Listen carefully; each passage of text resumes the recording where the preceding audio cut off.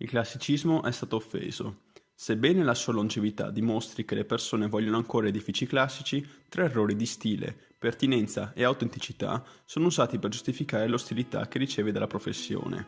In Europa, nelle Americhe, nelle Antipodi e persino in India non puoi allontanarti dall'architettura classica. È in circolazione da 2000 anni e ha avuto una corsa ininterrotta in Europa per 500 anni. Le forme classiche sono così profondamente inserite nel nostro subconscio collettivo che ogni volta che un architetto disegna un edificio con una fila di colonne, quadrate o rotonde, e mette un raggio su di esse, sembra esserci qualcosa di classico in questo. Alcuni architetti contemporanei, come Eric Perry, affermano che questo sia deliberato, mentre altri, come Dave Chipperfield, sostengono che non lo sia. Il classicismo può essere anche attribuito ai suoi antagonisti. Robert Venturi afferma che Wim van der Rohe era un classicista e lo storico dell'architettura Colin Rowe collega notoriamente le classi di Le Corbusier alle ville di Palladio. Per tutto questo, 60 anni di educazione architettonica antitradizionale hanno creato una professione di gran parte ignorante della storia e del vocabolario dell'architettura classica. Sebbene non ne sappiano molto, pochi architetti condanneranno grandi edifici del passato. Per dare ai loro progetti una sorta di pedigree classico, gli architetti a volte affermano di aver usato le proporzioni classiche, spesso di dubbia provenienza, o di aver tratto ispirazione dalle qualità astratte di un edificio classico. Tuttavia, quando si tratta di disegni letteralmente neoclassici, c'è poco gradimento e spesso vengono attaccati come pastiche o non del nostro tempo. Giustificando questa ostilità e alimentata dall'ignoranza, gli architetti commettono tre errori comuni sull'architettura classica. Il primo è che il classicismo sia solo uno stile. Mentre vi è una discendenza comune nell'antica Grecia e a Roma, le architetture del Rinascimento, del Barocco, del Rococò e dell'inizio del XX secolo sono profondamente diverse fra loro, e questo è ben visibile. I tipi di utilizzo si sono spostati dai templi alle chiese, dalle capanne ai palazzi, dagli uffici agli aeroporti. Seguendo l'errore di considerarlo un unico stile, si arriva all'idea che il classicismo rappresenti inevitabilmente un regime politico sgradevole che corrisponde a un periodo della storia. Ma in realtà tale è la varietà, la flessibilità e l'obliquità dell'architettura classica che a suo tempo è stata usata per esprimere la democrazia negli Stati Uniti, l'autocrazia nella Germania nazista, l'orgoglio civico del XIX secolo, il paganesimo nell'antichità, il cristianesimo del Rinascimento e poi molto altro ancora.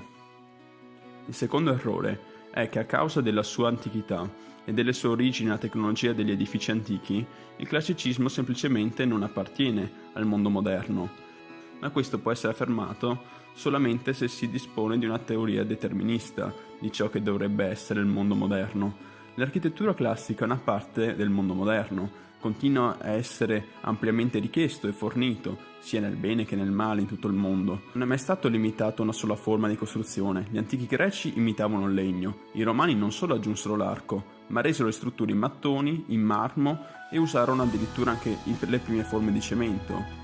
Le cupole rinascimentali introdussero gli elementi in tensione e la rivoluzione industriale la ghisa. I primi grattacieli erano classici. Le pareti ipervetrate risalgono addirittura al XVI secolo. Oggi, con sorpresa di molti, le costruzioni tradizionali all'origine del design classico risultano essere le più sostenibili. L'idea di obsolescenza porta spesso a un confronto con le lingue morte, di solito il latino. Come ogni linguista ti dirà, tuttavia, una lingua è morta solo se nessuno la usa. La maggior parte degli architetti potrebbe averla abbandonata, ma nel mondo più ampio la lingua classica è viva e vegeta. Il desiderio irresistibile di case tradizionali e classiche è stato dimostrato, oltre ogni dubbio, e la vendita di pietre classiche, modenature in gesso e dettagli in plastica, indeterminatamente da quanto siano ben prodotte, continua a ritmo sostenuto. Questo significherebbe qualcosa per coloro che le vogliono. Sarebbe necessaria una ricerca per scoprire che cosa potrebbe essere, ma possiamo essere abbastanza sicuri che non si tratti di un'associazione con una qualche tribù greca o il sacrificio animale. In tutti i linguaggi i significati cambiano, ma questo non significa che la lingua sia morta.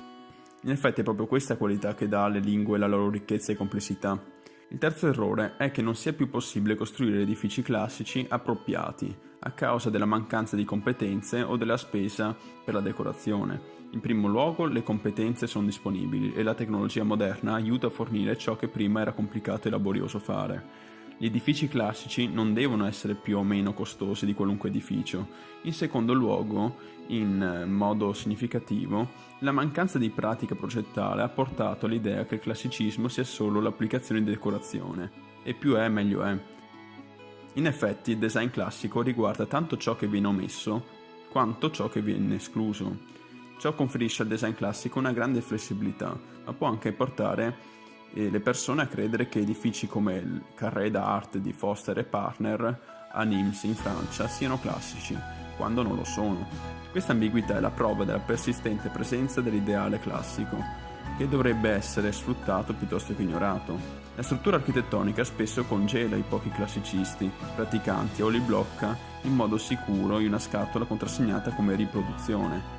Da parte loro, troppi classicisti invece considerano la modernità come il nemico. Nessuno dei due atteggiamenti è salutare. Un desiderio pubblico per entrambi i benefici della modernità e della profondità della tradizione è all'ordine del giorno, quindi una professione libera dovrebbe accettare e persino unire l'energia dell'invenzione alla saggezza del classicismo. Il potenziale creativo è enorme.